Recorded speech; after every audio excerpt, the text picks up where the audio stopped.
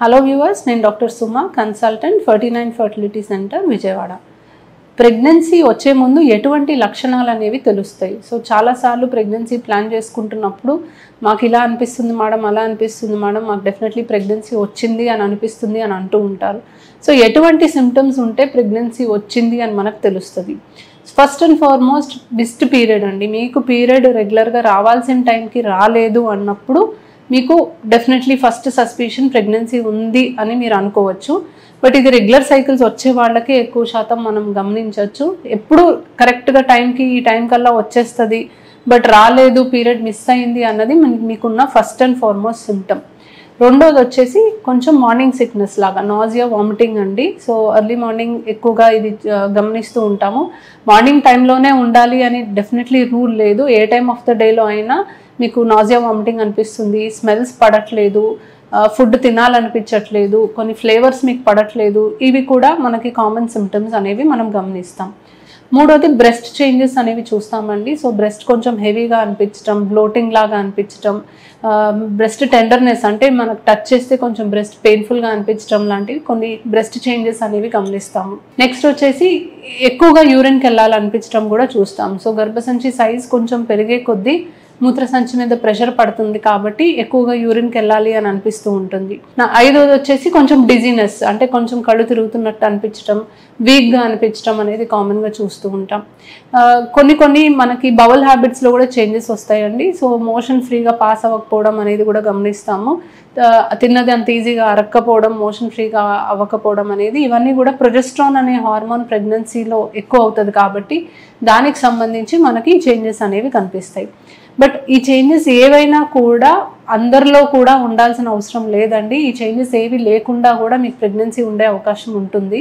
So కేవలం ఈ changes ఉన్నాయి అని మీకు ప్రెగ్నెన్సీ ఉంది అని మీరు కన్ఫర్మ్ చేయలేరు. కన్ఫర్మ్ చేసుకోవాలి అంటే కంపల్సరీగా మీరు టెస్ట్ చేసుకోవాలి.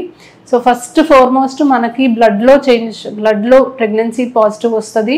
బీటా హెచ్సిజీ అనే hormone is the first thing that is significant that tells us about the pregnancy. Next వచ్చేసి urine pregnancy test. So urine pregnancy test మీకు మిస్డ్ పీరియడ్ వచ్చిన రోజు నుంచే మీకు పాజిటివ్ అనేది వస్తుంది. సో బ్లడ్ ప్రతిసారి మీరు బ్లడ్ టెస్ట్ చేయించుకోవాల్సిన అవసరం లేదు. Though that is the earliest marker. ఇన్వేజివ్గా బ్లడ్ తీసి మనం టెస్ట్ చేసుకునే అంత అవసరం లేదు. మీకు మిస్డ్ పీరియడ్ రోజు నుంచే మీకు యూరిన్లో ప్రెగ్నెన్సీ టెస్ట్ పాజిటివ్ వస్తుంది కాబట్టి సింపుల్గా, సులువుగా మీరు ఇంట్లోనే ఈ ప్రెగ్నెన్సీ టెస్ట్ చేసుకోవచ్చు. కమర్షియల్గా ఈ కిట్స్ అవైలబుల్ ఉంటాయండి. మెడికల్ షాప్లో మీరు అడిగితే అది మీరు తీసుకోవచ్చు.